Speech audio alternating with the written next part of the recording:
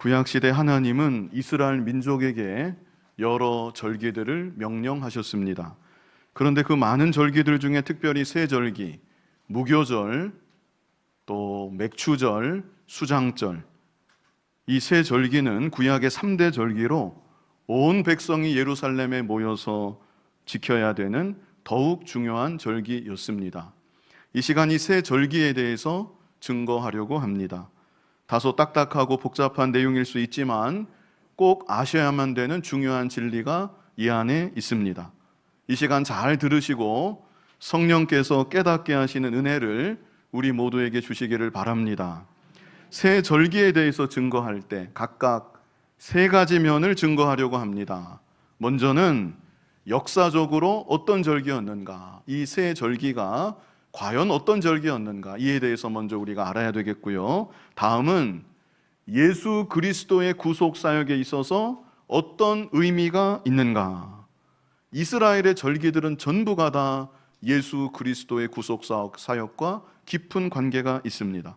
그래서 이 절기들이 예수 그리스도의 구속 사역과 어떤 구속 사역에 있어서 어떤 의미가 있는가. 마지막은 그렇다면 우리에게 주시는 교훈은 무엇인가?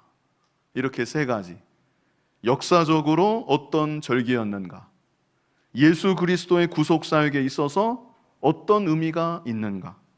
또 우리에게 주시는 교훈은 무엇인가? 먼저는 무교절입니다. 이 무교절은 유월절부터 시작해서 바로 이어지는 절기입니다. 그래서 유월절과 함께 생각해야 되는 절기입니다. 주보에 보시면 1번하고 유월절과 무교절 이렇게 쓴 것을 보실 수가 있습니다.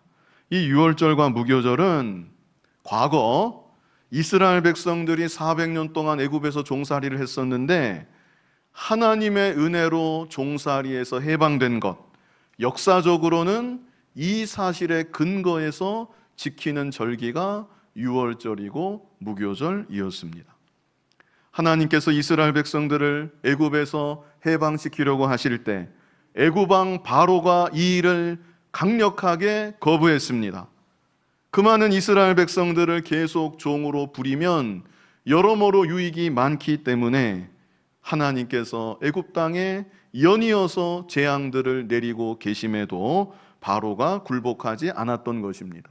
그러다가 10번째 재앙에 와서 애굽 왕 바로가 결국 굴복하게 되었는데 이 10번째 재앙이 어떤 재앙이었는가? 애굽의 모든 집집마다 죽음의 천사가 방문해서 장자를 다 죽이는 재앙이었습니다. 사람만이 아닙니다. 짐승들까지 처음 난 첫 새끼는 하여간 사람이든 짐승이든 처음 난 것은 다 죽게 되는 무서운 재앙이 10번째 재앙, 장자 재앙이었습니다. 그런데 이스라엘 백성들에게는 이 재앙을 피하는 방법을 하나님께서 모세를 통해 가르쳐 주셨는데 그것은 집집마다 양을 잡아서 그 피를 문의 설주와 인방에 바르는 것이었습니다. 그래서 모세가 말해준 대로 믿고 순종했더니 유월절 양의 피가 묻어있는 그 집은 죽음의 천사가 들어가지 않고 그 집을 넘어가서 죽음이 임하지 않게 되었습니다. 그러나 애굽의 집들, 유월절 양의 피가 없는 애굽의 집들에는 사람이든지 짐승이든지 처음 난 모든 것들이 다 죽게 되는 큰 재앙이 임하게 된 것이고 이에 애굽 왕 바로는 결국 하나님 앞에서 항복하고 이스라엘 백성들을 애굽에서 내보내게 되었던 것입니다. 그래서 역사적으로는 이스라엘이 애굽에서 해방된 것을 기억하고 감사하는 절기, 이 절기가 유월절이고 무교절입니다. 특별히 유월절에서 유월이라는 말은 넘어갈 유, 넘어갈 월 해서 넘어간다, 지나간다 이런 뜻입니다. 죽음의 천사가 들어가지 않고 넘어갔다, 지나갔다 이런 의미인 것이죠. 그런데 이 유월절 안에는 이스라엘 백성들이 역사적으로 애굽에서 해방이 된 거 단지 이것만이 아니라 제가 서두에서 말씀드린 것처럼 예수 그리스도의 구속 사역에 있어서 중요한 의미가 이 절기 가운데 있습니다. 그것이 무엇이겠습니까? 장차 예수 그리스도께서 유월절 양으로, 속죄 양으로 우리 대신 피 흘려 죽어주심으로 우리의 죄와 우리의 죄가 용서받게 하시고 우리를 죄의 종살이, 사망의 종살이, 마귀의 종살이에서 해방시켜 주신다는 것입니다. 누구든지 예수 그리스도의 십자가 대속의 피를 믿는 사람, 그 사람은 유월절 양의 피를 문의 설주와 임방에 바른 사람과 같이 참 생명을 얻게 됩니다. 죄와 사망에서 구원받게 되는 것입니다. 우리 고린도전서 5장 7절 같이 한번 읽어보겠습니다. 같이 읽겠습니다. 너희는 누룩 없는 자인데 새 덩어리가 되기 위하여 묵은 누룩을 내버리라. 우리의 유월절 양 곧 그리스도께서 희생되셨느니라. 아멘. 여기 후반절에 뭐라 그랬습니까? 우리의 유월절 양 곧 그리스도. 신약시대 우리에게 유월절 양은 예수 그리스도이신 것입니다. 그리고 이스라엘 백성들은 유월절에 바로 연결해서 일주일 동안 무교절을 지켰습니다. 이 무교절을 지킬 때 가장 중요한 것은 일주일 동안 집안에 누룩이 있어서는 안 된다는 것이었습니다. 누룩이 뭡니까? 빵을 만들 때 사용하는 발효제입니다. 빵을 만들 때 누룩을 넣어야 반죽이 잘 부풀고 빵이 연하게 되고 부드럽게 되는 것입니다. 그래서 이스라엘 백성들은 그들은 빵이 주식이니까 집집마다 누룩이 늘 있습니다. 그런데 유교절을 지나 무교절 기간만 되면 어떻게 해야 된다고요? 이 누룩을 집안에서 다 제하여 버려야 합니다. 누룩이 집안에 있어서는 안 됩니다.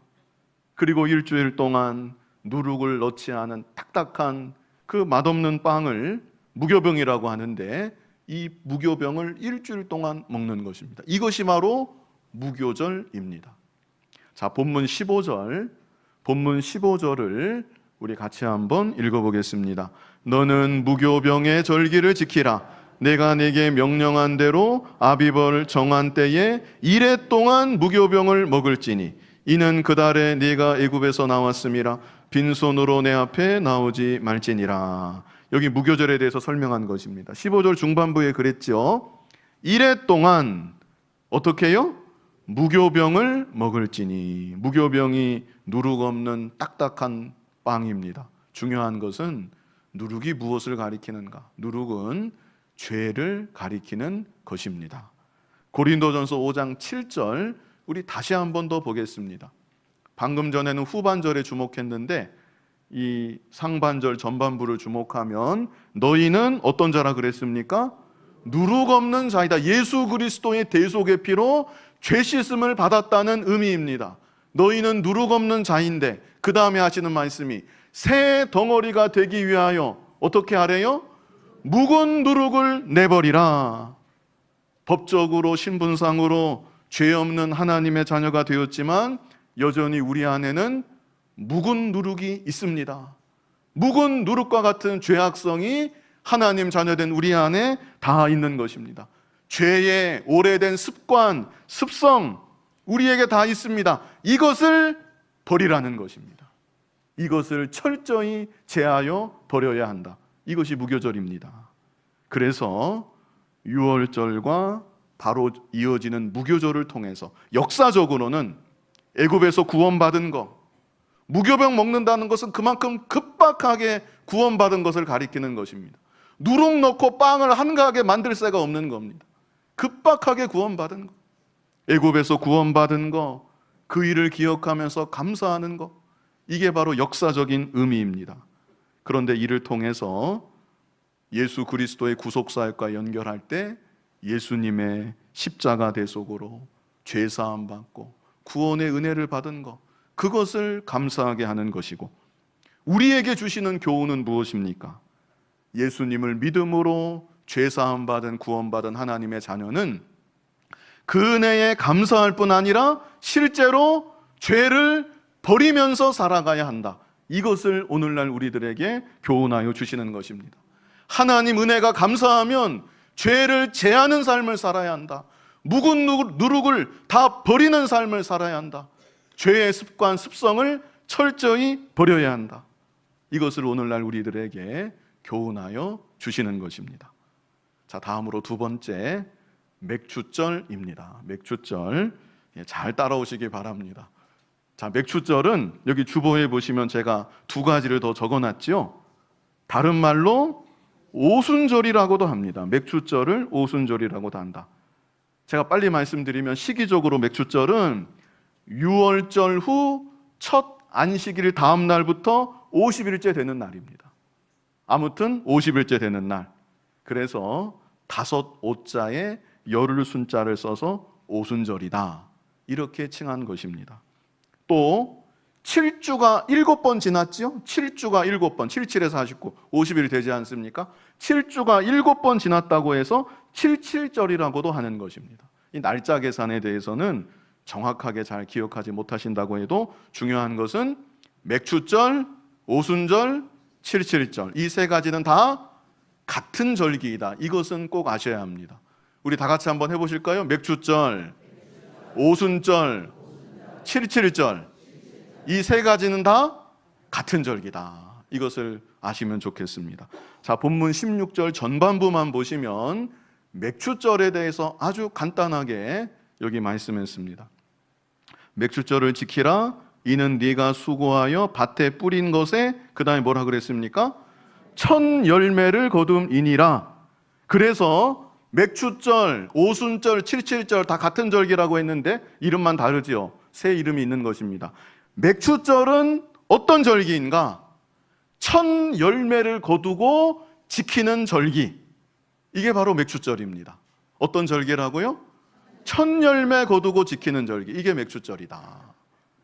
특별히 가나안 땅은 비가 제때 내리지 않으면 도저히 농사 지을 수 없는 땅이 가나안 땅입니다. 그런데 하나님께서 이른 비, 늦은 비를 적당한 때 적절히 내려주시고 하늘에서 햇볕을 비추어 주셔서 첫 열매를 보도록 역사하여 주신 것이죠. 그래서 이스라엘 백성들은 첫 열매를 보면서 하나님이 첫 열매를 거두게 하셨구나, 하나님의 은혜인 줄 알고 하나님께 감사하며 맥추절을 지켰던 것입니다. 오늘날도 그렇습니다. 과학기술이 많이 발달한 것 같지요? 많이 발달한 것 같아도 하늘에서 제때 비가 내리지 않으면, 햇볕이 제대로 비춰지지 않으면 아무리 수단 방법을 다 써도 그의 농사는 흉작으로 돌아가고 마는 것입니다.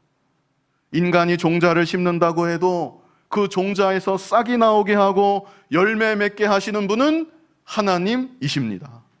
생명을 주시는 분은 오직 하나님이신 것입니다. 과학기술이 아무리 발달한 것 같아도 우리 인간은 씨앗 하나를 만들어낼 수가 없습니다. 비행기를 만들고 우주 왕복선을 만들어서 달까지 왔다 갔다 한다 할지라도 엄청난 지금 첨단 과학기술을 갖고 있는 것 같지만 우리 인간은 살아있는 잎사귀를 만들어서 나무에 붙이는 거, 우리 인간은 그것조차 할 수가 없다는 것입니다. 그러므로 지금도 우리들은 첫 열매를 거두게 하신 하나님, 첫 열매를 바라볼 때마다 하나님이 역사하셨구나, 하나님이 첫 열매가 나게 하셨구나, 오늘날 우리들도 하나님께 감사해야 되는 것입니다. 꼭 농작물이 아니라도 크고 작은 모든 일들의 첫 열매가 맺게 하시는 분은 하나님이십니다. 일이 시작되게 하시는 분 하나님이십니다. 그 모든 것이 내 지혜, 내 노력, 내 능력이 아니라 전능하신 하나님의 은혜요, 하나님의 섭리요, 하나님의 역사인 줄 믿고 하나님께 감사하며 하나님께 영광을 돌려야 되는 것입니다. 그런데 이것만이 아닙니다. 맥추절을 통해서도 예수 그리스도의 구속 사역을 계시하여 주십니다. 맥추절은 뭐라고 그랬죠? 간단하게 첫 열매를 거두고 지키는 절기가 맥추절이라고 말씀을 드렸지요. 자, 고린도전서 15장 20절을 한번 보겠습니다. 같이 읽어보겠습니다. 그러나 이제 그리스도께서 죽은 자 가운데서 다시 살아나사 잠자는 자들의 첫 열매가 되셨도다. 아멘. 누가 첫 열매가 되셨대요? 그리스도께서 첫 열매가 되셨다. 이것은 그리스도께서 부활의 첫 열매가 되셨다는 것을 의미하는 것입니다. 유월절은 예수 그리스도의 구속사역에 있어서 뭘 가리킵니까? 예수님의 십자가 대속을 유월절은 가리키고 있는 것이고, 맥주절은 무엇을 가리켜요? 예수 그리스도의 부활을 가리키고 있는 것입니다. 그리고 로마서 8장 23절에 한 가지가 더 있습니다. 로마서 8장 23절 같이 읽어보겠습니다. 그뿐 아니라 또한 우리 곧 성령의 처음 익은 열매를 받은 우리까지도 속으로 단식하여 양자될 것 곧 우리 몸의 속량을 기다리느니라. 주보에는 32절로 되어 있는데 23절로 바꾸시기 바랍니다. 여기 로마서 8장 23절을 보시면 그리스도만 첫 열매가 아니라 성령도 처음 익은 열매이다. 이것을 말씀하고 있습니다. 그런데 성령이 언제 강림했습니까? 사도행전 2장을 보면 성령이 강림했는데 무슨 날 성령이 강림했죠? 오순절날 성령이 강림했습니다. 우리 같이 했죠? 맥주절, 오순절, 칠칠절은 다 같은 날이다. 그래서 맥주절은 역사적으로는 실제 그 당시 상황에서는 첫 열매를 거두고 하나님께 감사하는 절기였는데, 예수 그리스도의 구속사역과 관련해서는 예수님이 부활하실 것, 부활하시고 승천하신 예수님이 성령을 보내주실 것, 이것을 나타내는 절기가 맥주절인 것입니다. 그렇다면 이를 통해서 우리에게 주시는 교훈은 무엇인가? 신약시대 우리는 예수님의 부활을 이미 기록을 통해서 알고 있고 경험했고 또 성령이 내 안에 내주하심을 경험하고 있는데, 신약시대 우리들에게 맥주절을 통해서 주시는 교훈은 무엇인가? 자, 그것은요, 유월절 무교절의 경우는 예수님 십자가 대속으로 죄사함 받은 하나님의 자녀는 죄를 버리면서 살아야 된다. 깨끗하고 거룩한 삶을 살아가야 된다. 이것을 오늘날 우리에게 교훈하는 것이고, 맥주절은 그게 다가 아니라 하나님께 몸과 마음을 바쳐서 헌신하는 삶을 살아가야 된다. 이것을 우리에게 교훈하여 주십니다. 이게 어디 있는가? 레위기 23장 16절에 있습니다. 레위기 23장 16절 같이 읽어보겠습니다.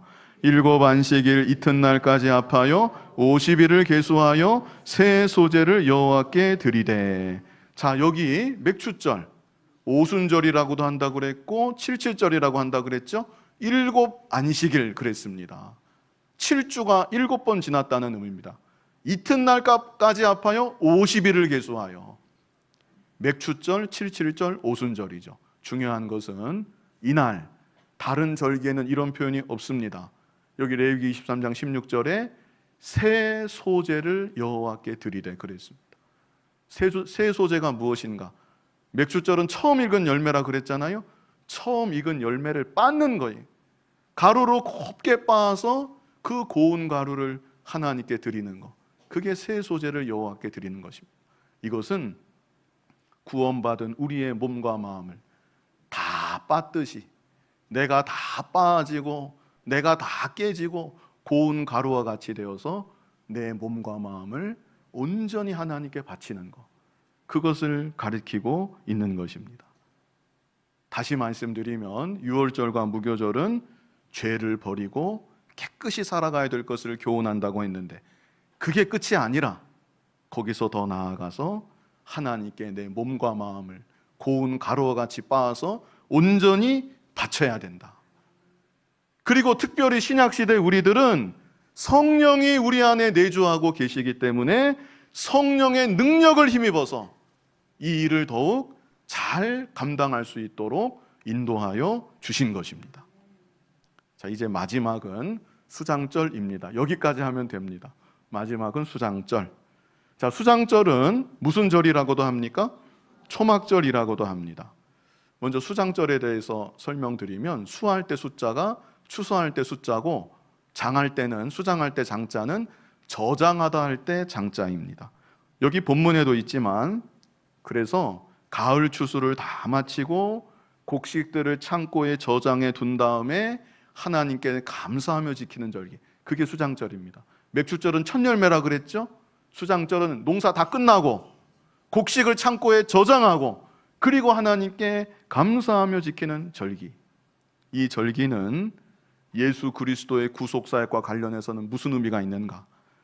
장차 예수 그리스도께서 재림하셔서 이 세상을 심판하시고 성도의 구원을 완성하실 것, 이것을 나타내고 있는 것입니다. 이 절기는요, 연말에 지키는 절기였습니다.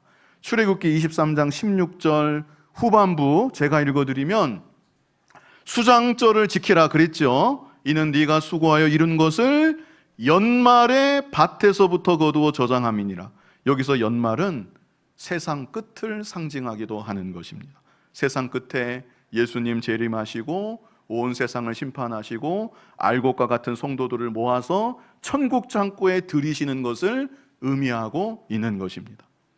우리 신약에 여러 구절들이 있는데 두 구절만 한번 같이 보면 좋겠습니다. 마태복음 3장 11절, 마태복음 3장 11절 제가 읽어드리면, 나는 너희로 회개하기 위하여 물로 세례를 베풀거니와 내 뒤에 오시는 이는 나보다 능력이 많으시니 나는 그의 신을 들기도 감당하지 못하겠노라. 그는, 예수님이죠, 성령과 불로 너희에게 세례를 베푸실 것이요. 그것만이 아니라 12절 같이 읽어보겠습니다. 손에 키를 들고 자기의 타작마당을 정하게 하사 알곡은 모아 곳간에 들이고 쭉정이는 꺼지지 않는 불에 태우시리라. 아멘. 알곡은 참송도, 쭉정이는 믿는 것 같았지만 불신자, 교회 안에 있는 불신자 가리키는 것입니다. 마태복음 13장 38절로 40절도 같은 맥락입니다. 뜻을 생각하면서 38절로 40절까지 우리 같이 읽겠습니다. 밭은 세상이요 좋은 씨는 천국의 아들들이요 가라지는 악한 자의 아들들이요 가라지를 뿌린 원수는 마귀요 추수 때는 세상 끝이요 추수꾼은 천사들이니 그런즉 가라지를 거두어 불에 사르는 것 같이 세상 끝에도 그러하리라. 아멘. 요한계시록 14장에도 같은 맥락의 말씀이 있습니다. 각자 찾아서 읽어보시기로 하고요. 그리고 수장절을 초막절이라고도 한다고 말씀드렸죠. 이것은 이스라엘 백성들이 수장절에 초막을 짓고 일주일 동안 초막 안에 거하면서 즐거워했기 때문에 이 수장절을 초막절이라고도 한 것입니다. 이스라엘 백성들이 출애굽해서 광야를 지나갈 때 그들이 좋은 집을 제대로 짓고 살 수가 없습니다. 임시로 초막과 같은 장막을 짓고 그 안에서 거하며 광야 생활을 하였던 것이죠. 그런데 지금 이스라엘 백성들은 하나님께서 약속하신 가나안 땅에 들어와서 그 땅을 기업으로 얻어 좋은 집을 짓고 살아가고 있습니다. 이 일이 너무나 감사해서 과거 조상들이 광야를 무사히 통과하게 된 거 기억하고 지금 자신들이 가나안 땅 기업을 얻었음을 생각하면서 감사하고 더 나아가서 영원한 가나안 천국, 천국을 기업으로 얻을 것을 바라보면서 즐거워하고 감사하고 지키는 절기, 그 절기가 수장절이고 초막절이었던 것입니다. 그래서 수장절에는 농사를 잘 마치고 곡식을 저장해 놓고 감사하는 절기였는데, 그것만이 아니라 예수 그리스도께서 재림하셔서 세상을 심판하시고 알곡과 같은 성도, 자기 자신이 알곡과 같은 성도이기를 소망하고 바라고 또 믿음으로 확신하면서 마침내 천국 창고에 내가 들어가게 된다는 것, 그것을 바라보며 감사했던 것이고, 또 한 가지 교훈은 초막 짓고 살아가는 것처럼 일주일 동안 초막 짓고 즐거워하고 감사했는데 이 땅은 잠시 지나가는 나그네라는 것, 천국을 바라보면서 이 세상 나그네와 같이 세상 욕심 따라 살지 아니하고 천국 백성답게 믿음으로 늘 기뻐하며 즐거워하며 감사하며 살아가야 될 것, 그것을 또한 교훈하는 절기이기도 한 것입니다. 이렇게 구약의 3대 절기, 이렇게 쭉 왔는데요. 이 3대 절기는 한마디로 다 감사하는 절기였습니다. 역사적으로는 어떤 절기였는가? 예수 그리스도의 구속 사역에 있어서는 이 세 절기가 어떤 의미를 가지고 있는가? 마지막으로 우리에게 주시는 교훈은 무엇인가? 우리 이 시간 같이 생각해 보았는데요. 간단히 정리해 보겠습니다. 먼저 유월절과 무교절. 역사적으로는 무엇과 관련이 있습니까? 이스라엘 백성들이 애굽에서 해방된 거, 애굽의 종살이에서 해방된 거, 그것과 관련 있는 절기가 유월절, 무교절이고, 예수 그리스도의 구속 사역에 있어서 어떤 의미가 있습니까? 예수님 십자가 대속으로 우리가 구원받은 거, 우리가 그 은혜에 감사해야 되고요. 그 은혜에 정말 감사하다면 묵은 누룩을 다 내어버리듯이 죄를 다 내어버리고 깨끗한 삶, 거룩한 삶을 살아가야 되는 것입니다. 다음으로 맥추절, 오순절, 칠칠절. 이것은 어떤 절기라고 했습니까? 첫 열매를 거두고 하나님께 감사하는 절기. 신약시대 우리들은 예수님이 부활의 첫 열매 되심, 오순절 성령을 주심, 우리가 이 은혜에 또한 감사해야 되는 것이고, 이 은혜 감사해서 새 소재를 바치는 것처럼 내 몸과 마음을 다 빻아서 고운 가루와 같이 하나님께 바치는 삶. 특별히 신약시대 우리는 성령의 능력을 힘입어서 이 일을 더욱 잘 감당해 나아가야 되는 것입니다.